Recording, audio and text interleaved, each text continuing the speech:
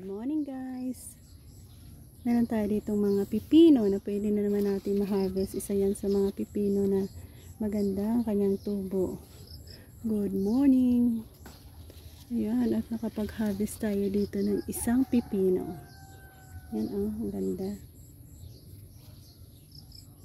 Maghahanap pa tayo. Yan, isa lang yan sa pipino na pwede din natin harvest. So, meron tayong dalawa. Yan, isa, dalawa. Diba? Ganda ng kanilang tubo dyan.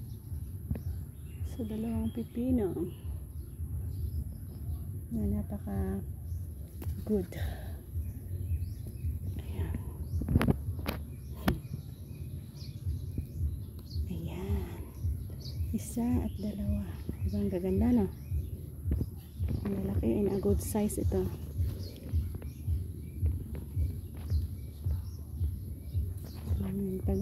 Pag mayroon kang itinanim, indeed, fresh ang yung kakainin at i-harvest.